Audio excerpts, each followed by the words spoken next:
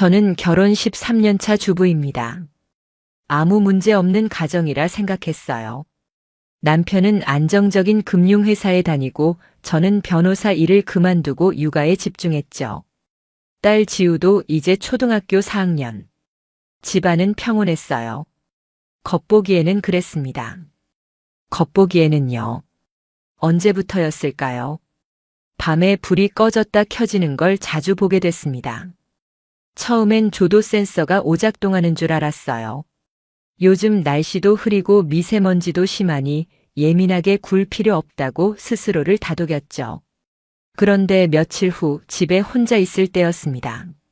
스마트폰에 연결된 우리 집 CCTV 앱이 갑자기 꺼지더니 로그인이 풀렸다는 알림이 떴습니다. 기기 문제려니 하고 넘겼는데 이상하게 찝찝했어요. 알림 설정을 다시 해두고 비밀번호도 바꿨습니다. 그날 밤 남편은 늦게 들어왔습니다. 야근했어. 요즘 프로젝트가 좀 커. 말은 평소처럼 했지만 샤워하러 들어간 사이 옷에서 향수 냄새가 강하게 풍겼습니다. 분명히 제 것이 아닌 익숙하지 않은 향이었어요. 기분 탓이라 넘겼습니다. 정말 넘기고 싶었습니다. 며칠 후 아침 식사 시간. 지우가 뜬금없이 이런 말을 했습니다. 엄마 아빠가 말했어. 우리끼리 얘기하는 거 녹음하면 안 된대. 순간 젓가락이 손에서 툭 떨어졌습니다. 지우가 무심히 밥을 뜨는 걸 보며 머릿속이 복잡해졌어요. 왜 그런 말을 했지? 언제 그런 얘기를 했는데? 그냥 피아노 학원 가는 길에. 아빠가 얘기했어.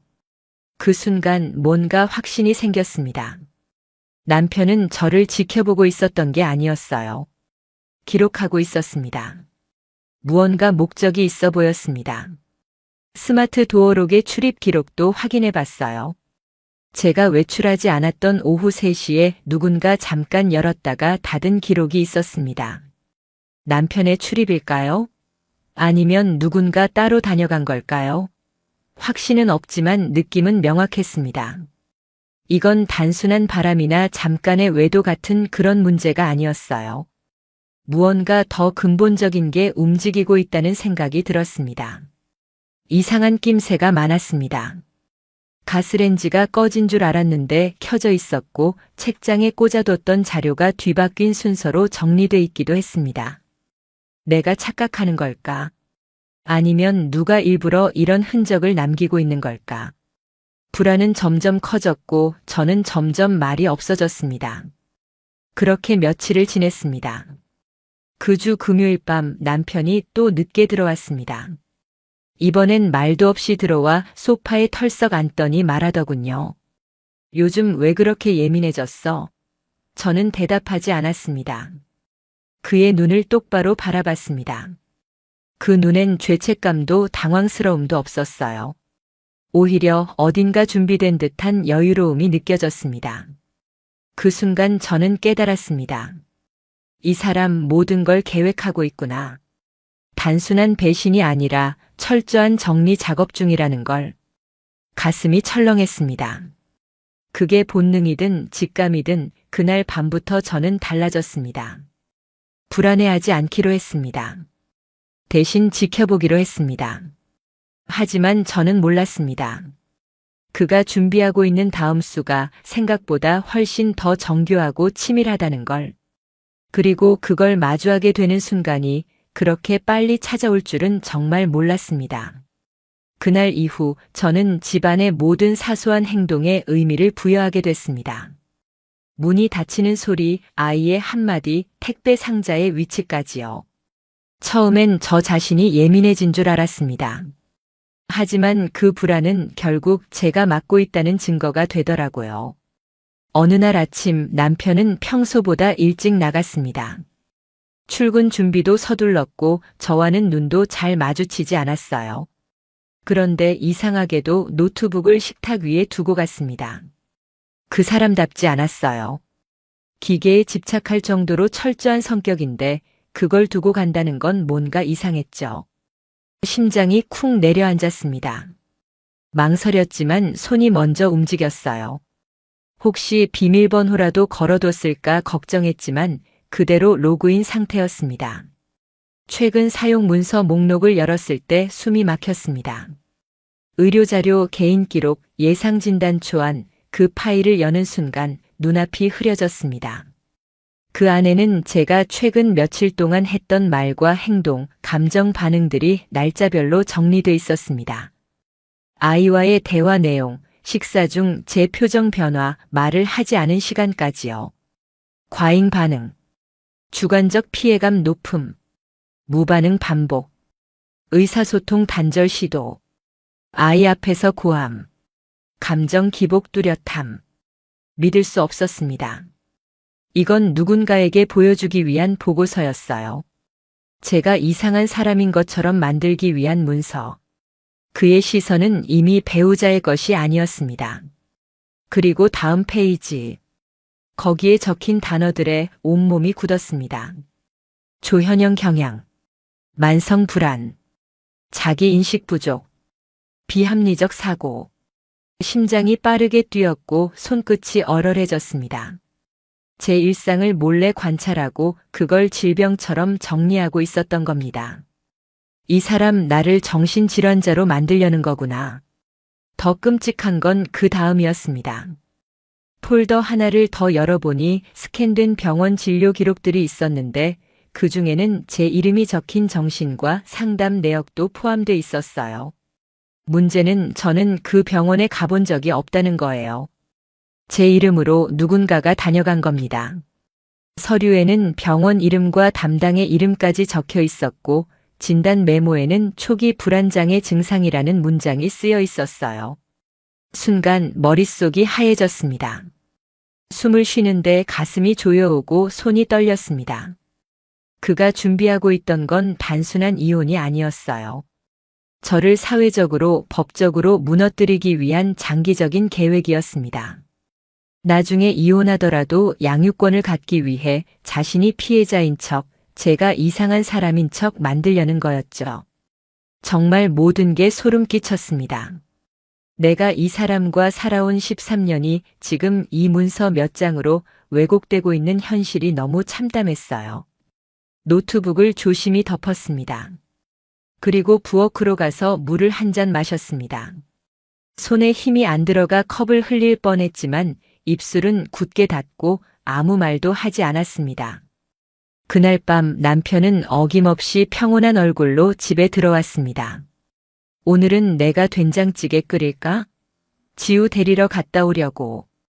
오랜만에 딸이랑 데이트 좀 해볼까 해서. 그 말들이 갑자기 전부 연기처럼 느껴졌습니다. 이 사람이 하는 말 하나하나가 누군가에게 보여주기 위한 거짓된 표현 같았어요. 진짜 마음은 하나도 없는. 그래. 그렇게 해. 저는 단 한마디만 남기고 방으로 들어왔습니다. 그때부터였던 것 같아요. 마음이 완전히 다친 건.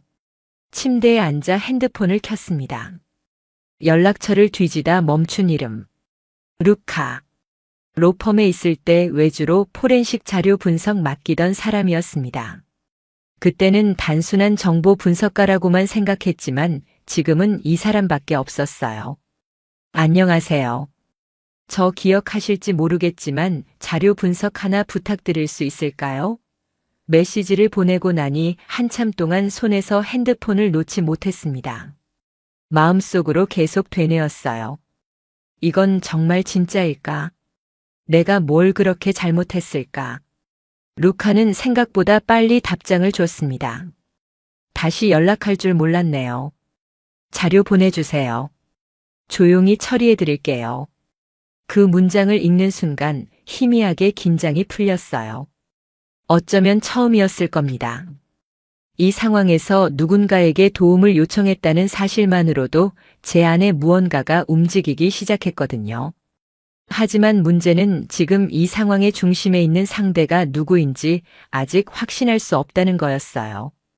남편 혼자서는 이 정도 준비를 할 사람이 아닙니다.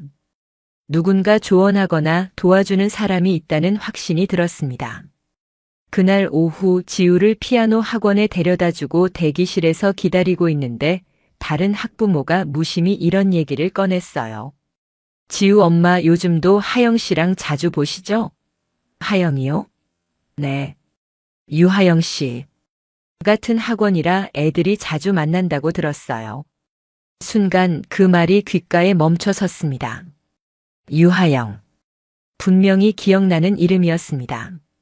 대학교 시절 저보다 2학번 아래 후배였어요.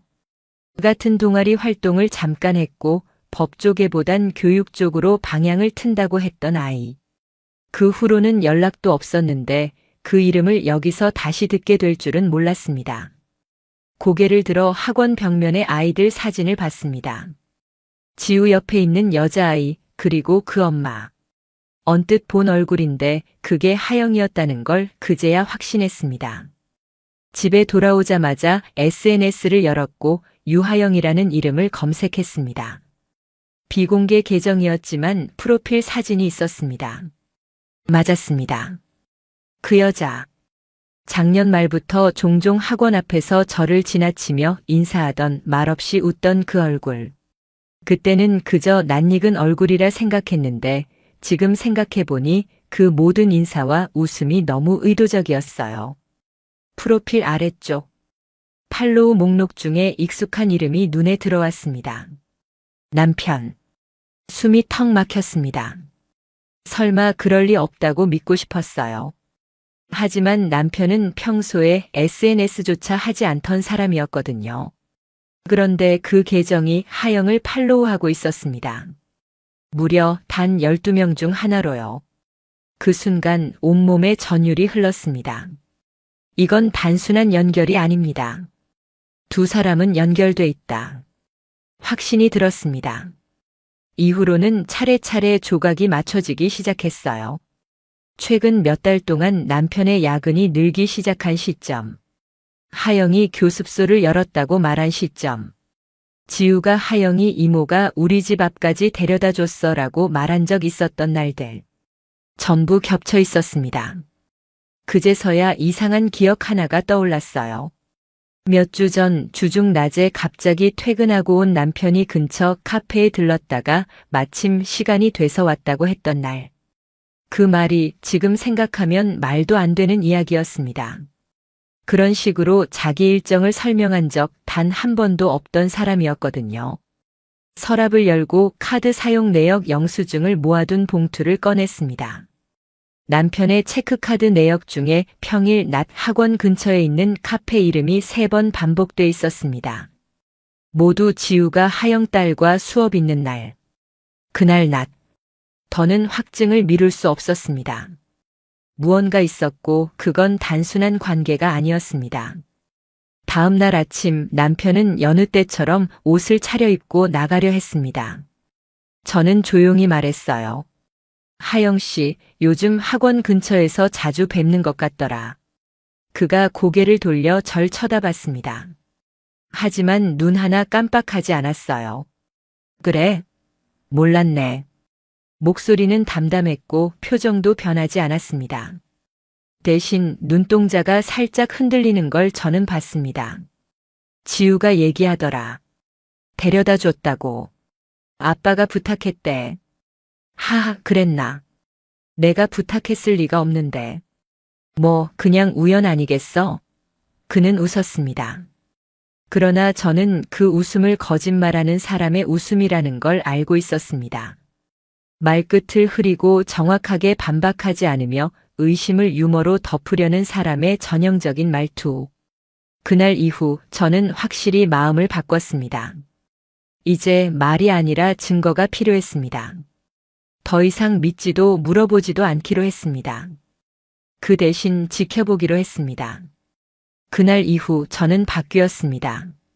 말을 줄이고 감정을 가라앉혔습니다. 매 순간 제 말 하나 표정 하나가 자료가 될 수 있다는 생각이 들었어요. 그 사람은 지금 저를 관찰하고 있었고 그 관찰은 기록이 되고 있었으니까요. 아침마다 남편은 부드러운 표정을 지었습니다. 잠 좀 잤어? 지우 오늘 발표회 있지? 잘 챙겨줘. 말투는 전보다 더 다정해졌고 집안 분위기는 마치 겉으론 평화롭게 보였죠. 하지만 그 다정함은 촘촘한 올가미 같았습니다. 하루는 지우가 이렇게 말했어요. 아빠가 그러는데 엄마는 원래 기분이 자주 바뀌는 사람이래. 순간 심장이 쿵 내려앉았습니다. 그걸 왜 아빠가 얘기해? 그냥 내가 엄마 왜 자주 화내냐고 물어봤더니 그렇게 말했어. 엄마는 좀 예민한 편이래. 그날 밤 잠이 오지 않았습니다. 딸의 귀에 제 이미지가 서서히 불안정한 사람으로 새겨지고 있었어요. 남편은 아이에게 말이 아닌 프레임을 씌우고 있었습니다. 말은 조심스럽게 했을 겁니다. 하지만 그 말들이 쌓이면 아이는 결국 엄마는 문제 있는 사람으로 믿게 되겠죠. 그가 하고 싶었던 건 바로 그거였습니다. 엄마라는 역할을 흔들어 버리는 것.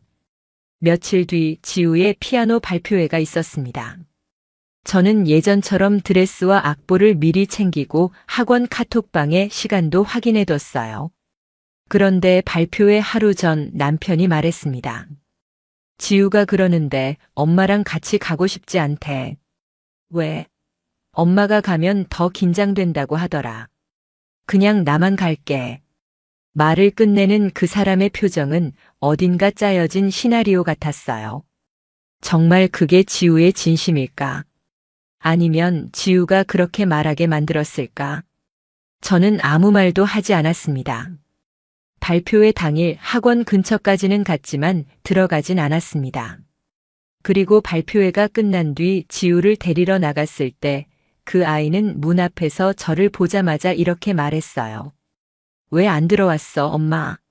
나 혼자 끝까지 기다렸는데 그 말 한마디에 모든 게 확실해졌습니다. 아이는 제가 배제된 걸 원한 게 아니었습니다. 누군가 그 말을 아이의 입에서 나오게 하려 했던 거죠. 차 안에서 지우는 말했어요. 아빠가 엄마는 너무 피곤해 보여서 집에 있으라 했어. 그냥 아빠랑 둘이 갔다 오자고 했어. 저는 아무 말도 하지 않았습니다. 그저 운전대를 꽉 쥐었어요. 입을 열면 감정이 터질 것 같았으니까요. 그날 밤 저는 루카에게 자료 정리를 요청했습니다. 아이의 말, 남편의 행동, 통화 시간, 메시지 기록. 가능한 모든 디지털 흔적을 모으기로 했어요. 루카는 말했습니다. 지금 이 상황, 심리적 프레이밍에 들어간 상태 같네요. 자신은 직접적으로 나서지 않고 주변 환경과 타인을 이용해 상대를 문제화시키는 방식입니다. 그 말이 너무도 정확해서 온몸이 오싹해졌습니다. 남편은 저를 직접적으로 공격하지 않았습니다. 대신 아이와 상황을 이용해 제가 스스로 무너지는 것처럼 만들고 있었습니다. 그래서 저는 결심했어요. 말로 대항하지 않겠다고. 대신 증거로 쌓아가겠다고. 아이 앞에서는 웃었고 남편 앞에서는 무표정으로 일관했습니다. 더는 흔들리지 않기로 마음먹었어요. 그리고 며칠 후 남편의 이상한 행동 하나가 증거로 남게 되는 순간을 저는 목격하게 됩니다. 그날 밤 남편은 퇴근하자마자 곧장 안방으로 향했습니다. 양복 상의도 벗지 않은 채 서랍을 마구 뒤지기 시작했어요. 바쁜 듯 뭔가를 찾는 얼굴이었죠. 하지만 그 표정, 전혀 당황하지 않은 척 연기하고 있는 게 뻔했습니다. 뭐 잃어버렸어? 제가 물었지만 그는 고개만 툭 젓고 말았습니다. 아니야. 그냥 회사 문서 좀 꺼내려다가. 그런데 그의 손이 멈춘 건 침대 밑이었습니다. 서랍도 옷장도 아닌 그곳. 그리고 거기에서 작은 쪽지 하나가 떨어졌습니다. A4 용지 절반쯤 되는 낡은 메모지. 접혀 있었지만 가장자리에 진단서라는 단어가 보였어요. 그는 그 쪽지를 보자마자 잽싸게 주워 넣었지만 너무 늦었습니다. 그 짧은 순간 제가 확인한 건 다음 문장들이었죠. 진단서 스캔 완료 305 하 전달 예정 순간 심장이 쿵 내려앉았습니다. 하 전달 하영이었습니다. 그 말은 곧 그가 내 이름으로 가짜 진단서를 만들었고 그걸 하영에게 넘겼다는 뜻이었습니다. 그리고 305라는 숫자는 아마도 특정 장소 혹은 객실이겠죠. 그날 밤 저는 남편의 차키를 몰래 꺼내 들고 글로브 박스를 확인했습니다. 그 안에는 또 하나의 작은 힌트가 들어 있었습니다. 주차 영수증. 위치는 도심 호텔이었고 사용 시간은 평일 낮 11시부터 3시까지. 지우가 수업 있는 시간대와 딱 맞아떨어지는 제가 아이와 함께 있는 시간. 이제 더는 부정할 수 없었습니다. 모든 증거가 점점 하나로 모이고 있었습니다. 다음 날 저는 루카에게 이 정보를 넘겼습니다. 쪽지 사진, 주차 기록, 교습소 근처 카드 내역 전부 엮일 수 있을까요? 루카는 대답 대신 노트북을 열었습니다. 보여줄 게 있어요. 스마트 도어록 기록, 복구한 CCTV 로그, 그리고 통신사 기지국 데이터 일부.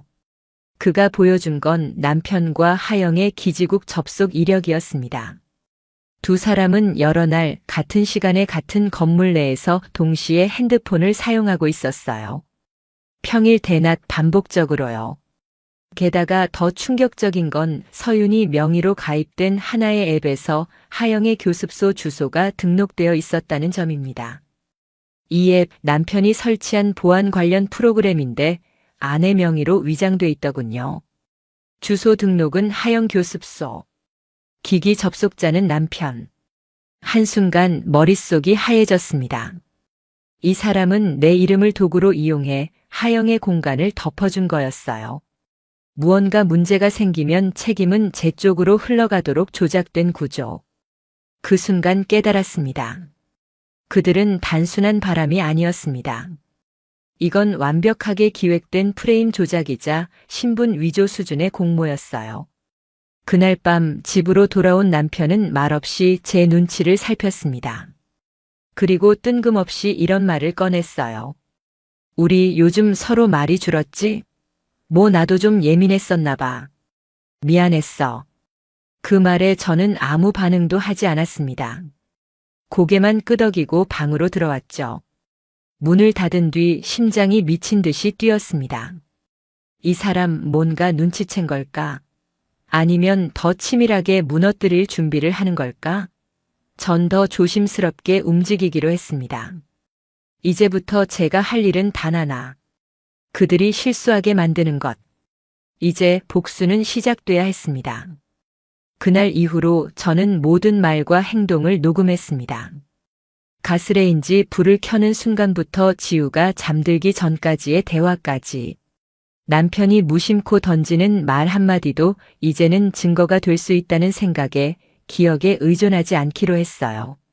하지만 그 사람은 그보다 더 교묘한 수단을 꺼내들었습니다. 지우를 더 이용하기 시작한 거였죠.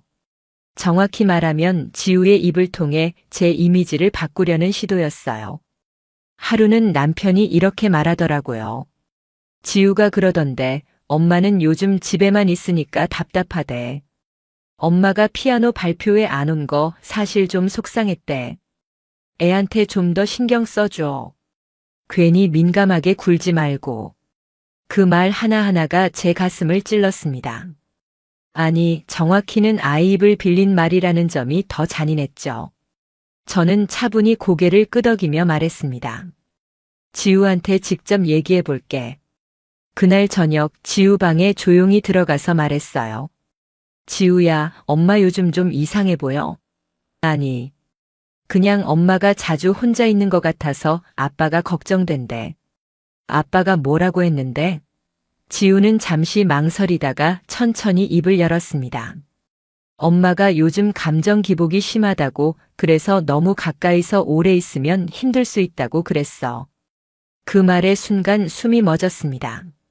그는 아이에게까지 저를 불안정한 사람처럼 주입시키고 있었던 거예요. 지우야, 엄마가 화내는 건 너 때문이 아니야. 엄마가 너를 사랑하는 마음은 변한 적 없어. 그 말을 들은 지우는 갑자기 눈물을 뚝뚝 흘렸습니다. 그리고 이렇게 말했습니다. 나도 알아. 아빠가 엄마 이상하다고 말할 때 그거 엄마한테 너무 나쁜 말 같았어. 그 말 한마디에 가슴이 철렁했습니다. 이 아이는 알고 있었던 겁니다. 무엇이 옳고 무엇이 이상한지를. 그날 이후로 저는 지우 앞에서 더 자주 웃으려 했어요. 조금은 밝게 말하고 식사도 같이 하고 같이 TV도 봤습니다. 그럴수록 남편은 더 자주 저를 배제하려 들었습니다. 지우가 친구들과 소풍 가는 날 남편이 말했습니다. 지우가 이번엔 나만 같이 가고 싶대. 엄마가 오면 너무 튀어서 민망하대. 지우가 직접 그랬어? 그냥 내가 보기엔 그런 눈치야. 이젠 말하지 않더라고요. 지우가 직접 말했다고. 그는 점점 애매한 말로 자신이 만든 프레임 속으로 저를 밀어넣고 있었습니다. 그래서 저는 거꾸로 그의 말을 이용하기로 했습니다. 다음 날 일부러 외출복을 입고 나갔습니다. 머리를 손질하고 아는 동기에게 전화를 걸며 일부러 크게 웃었죠. 남편은 대수롭지 않게 반응했지만 저녁엔 혼잣말처럼 이렇게 말했어요. 요즘 좀 밝아졌네. 좋은 일 있나? 응. 요즘 주변 사람들이 재밌어. 제가 그렇게 말하자 그는 한참 동안 말이 없었습니다. 그 침묵이 낯설지 않더라고요. 며칠 뒤 지우가 피아노 학원에서 돌아오며 말했습니다. 아빠가 오늘 교습소 앞에서 하영 이모 기다리고 있었어. 내가 봤는데 뽀뽀하진 않았어. 그냥 둘이 손잡고 있었어. 그 순간 머릿속이 하얘졌어요. 어른들의 잘못된 관계를 아이의 입으로 듣는 건 이 세상 어떤 고통보다 잔인하더군요. 하지만 저는 화내지 않았습니다. 지우의 머리를 쓰다듬고 그 얘긴 다른 사람한텐 말하지 말자. 엄마랑 우리만 알고 있자. 그렇게만 말했어요. 지우는 고개를 끄덕였고 제 손을 꼭 쥐었습니다. 엄마 편이야. 나는. 그 말에 온몸에 전율이 흘렀습니다. 남편은 저를 가족에게서 고립시키려 했지만 정작 그가 밀어낸 딸은 더 단단하게 저를 붙잡고 있었습니다.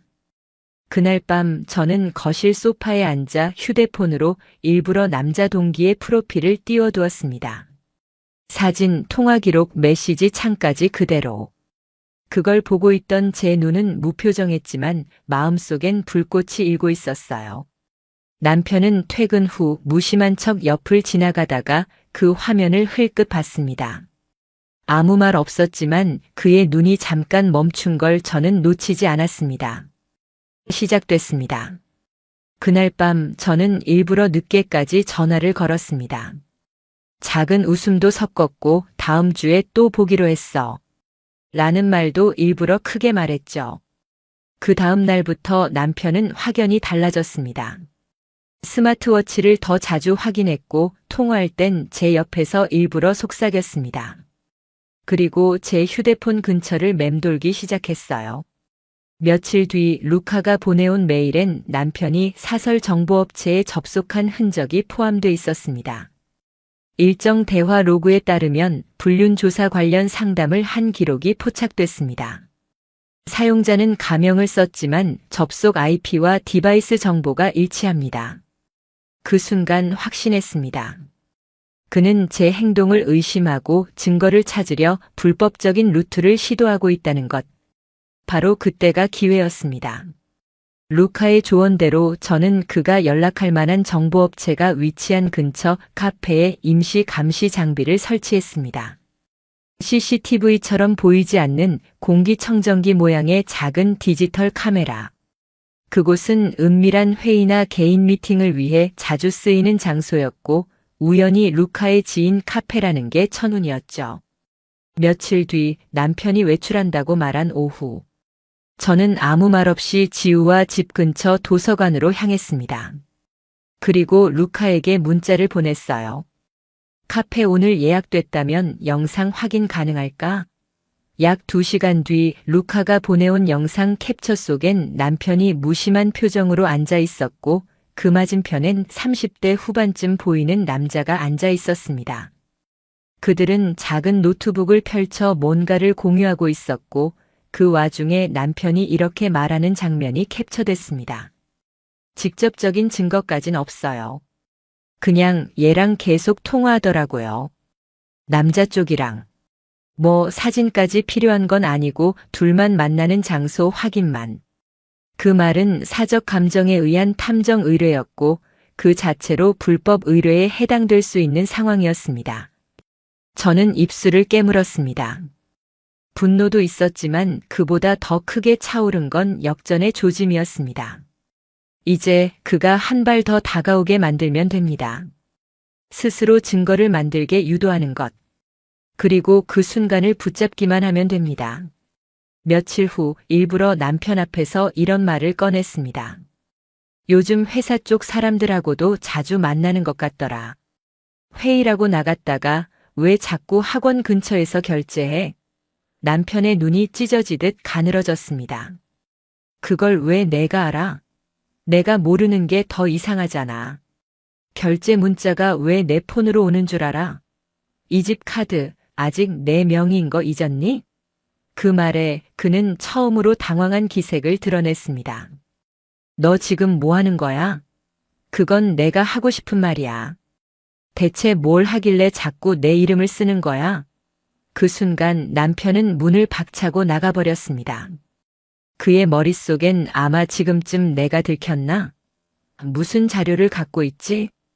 수없이 많은 혼란이 떠돌고 있을 겁니다. 그날 밤 저는 그가 집에 돌아오지 않길 바랐습니다. 왜냐면 그 불안 속에서 반드시 실수할 거라는 걸 알고 있었거든요. 그리고 다음 날 아침 루카에게서 이런 메시지가 왔습니다. 새벽 3시 12분. 그가 하영 교습소 근처를 배회하다 인근 ATM기에서 누군가에게 현금을 송금한 흔적이 발견됐습니다. 계좌주는 이중 명의로 신고된 유령 계좌입니다. 그제야 저는 미소를 지었습니다. 그들은 이제 스스로 무너질 준비가 끝났습니다. 남편을 무너뜨리는 데엔 그보다 더 가까운 한 사람, 하영의 민낯이 필요했습니다.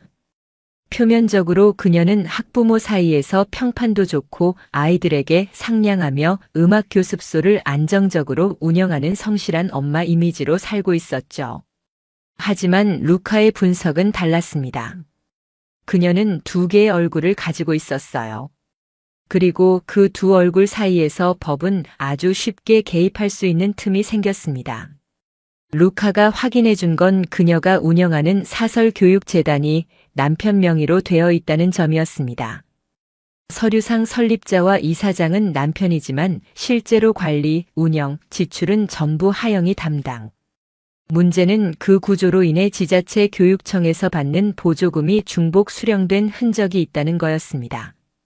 하영이 개인 교습소 명의로도 남편 명의 재단을 통해서도 같은 항목으로 보조금을 신청했어요. 이건 명백히 이중 수령이고 허위 기재로 간주될 수 있습니다. 루카는 재단의 회계 내역 일부를 추적해 같은 날짜의 교습소 수리비, 기자재 구입비, 외부 강사료 항목이 중복해서 청구됐다는 사실을 밝혀냈습니다. 하지만 이건 어디까지나 정황이었고 교육청이 직접 조사를 나서게 만들 결정적 단서가 필요했습니다. 그래서 저는 하영의 내부 직원에게 접근했습니다. 예전에 같은 반아이 엄마였던 교습소 관리 어시스턴트인 은지 씨. 저는 조심스럽게 물었습니다. 혹시 하영 씨 교습소에서 뭔가 이상하다 느낀 적 없었어요? 그녀는 순간 당황했지만 이내 조심스레 말문을 열었습니다. 사실 저도 두세 번 좀 꺼림칙했던 적 있어요. 같은 물품인데 2번씩 결제 올리라고 하거나 출근하지도 않은 강사 시간도 출석 체크하라 하길래 저는 고개를 끄덕였습니다. 혹시 그때 문서 사진 같은 거 갖고 계세요? 그녀는 잠시 고민하더니 며칠 뒤 몇 장의 사진을 조심스럽게 제게 넘겨주었습니다. 그 안엔 중복 청구된 강사 시간표, 사실과 다른 교습소 운영 일지, 그리고 일부 허위 서명된 회계 보고서가 담겨 있었어요. 그 자료들을 저는 루카와 함께 정리해 익명으로 교육청 클린신고센터에 접수했습니다. 그리고 일주일 뒤 하영의 교습소는 정기 감사 명목으로 교육청 조사를 받게 되었고 그 뉴스는 아주 빠르게 학부모 단톡방으로 퍼졌습니다. 그 교습소 뭔가 터진 거라더라. 하영 씨 남편 명의도 이상하고 어디선가 보조금 중복 수령했다던데 소문은 걷잡을 수 없었습니다. 그리고 그 와중에도 하영은 저를 전혀 의심하지 않았습니다. 오히려 피아노 수업이 끝난 날 무심한 척 다가와 말했죠. 지우는 늘 예뻐요. 그런데 요즘 서윤 씨는 예전보다 말이 줄었네요. 요즘 생각이 많아서요. 그녀는 웃으며 고개를 끄덕였습니다. 그 웃음이 너무 가증스러워서 속에서 열이 치밀었지만 저는 아무 표정도 지지 않았습니다. 며칠 뒤 루카에게서 짧은 메시지가 왔습니다. 폐업 신고 접수됐습니다. 하영 교습소 다음 달 말까지만 운영 예정. 그 말을 듣는 순간 아무 말도 하지 못했습니다. 입꼬리가 올라갔지만 마음 깊은 곳에선 씁쓸함과 후련함이 동시에 밀려왔어요. 지우는 말했습니다. 엄마, 그 이모 교습소 없어진대. 다들 이제 다른 학원 알아보러 다니고 있대. 그래? 그럼 너도 다른 데 가볼까? 지우는 고개를 끄덕였고 더는 하영의 이름을 입에 올리지 않았습니다. 이제 다음 순서. 남편이 그 교습소에 어떤 방식으로 연루돼 있었는지 그 자금 흐름을 확인하는 일이 남아 있었어요. 하영의 교습소가 폐업을 앞두고 있다는 소식은 생각보다 빨리 퍼졌습니다. 학부모 단톡방에선 조심스러운 말이 오갔고 교육청 사이트엔 이미 조사 진행 중이라는 문구가 떠 있었습니다. 그 즈음부터 남편의 얼굴엔 묘한 긴장이 서려 있었어요. 말수는 줄었고 식사 자리에서도 젓가락질을 멈추는 일이 잦아졌습니다. 그리고 며칠 뒤 루카에게서 한 통의 전화가 왔습니다. 회사 쪽도 흔들리는 것 같습니다. 지인 통에 들었는데 남편 관련 루머가 돌고 있어요. 누군가 회사 돈으로 사설 교육기관 후원했다더라고. 순간 가슴이 철렁했습니다. 그 사설 교육기관이 설마. 이름은 안 나왔어요. 근데 금액이 작지 않고 후원 명목인데 정작 내부 결제 기록이 불투명하다는 얘기가 있어요. 그 시점이 하영 교습소로 자금 흘러갔던 때와 겹칩니다. 저는 눈을 감고 숨을 깊게 들이쉬었습니다. 그 후 이틀 뒤 남편은 회식이 있다고 말하고 늦게 들어왔습니다. 술 냄새가 강하게 풍겼고 얼굴은 굳어 있었습니다. 무슨 일 있었어? 제가 묻자 그는 짧게 웃으며 말했습니다. 요즘 회사에 참말 많은 사람 많더라. 별일도 아닌 걸로 뒤에서 쑥덕대고 그의 표정은 웃고 있었지만 눈은 피로와 초조함으로 가득 차 있었습니다. 그리고 또 며칠 후 루카가 보내온 메일엔 명확한 문장이 담겨 있었어요. 지훈 씨 윤리위원회 출석 통보 받았습니다. 공식 사유는 공적 자금 운용의 부적절성입니다. 내부 조사팀이 외부 기관과의 금전 거래 내역 추적 중이며 일부 금액이 교육업 등록 업체로 흘러간 것으로 확인됨. 순간 머릿속이 하얘졌습니다. 그 교육업 등록 업체. 바로 하영의 교습소였습니다. 공식 등록은 남편 명의의 재단. 명목상 후원이지만 실상은 사적 관계 유지 비용이었던 거죠. 그날 저녁 남편은 아무 말 없이 귀가했습니다.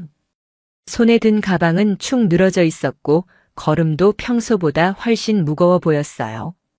그는 식탁에 앉지도 않았고 거실도 거치지 않은 채 안방 문을 닫았습니다.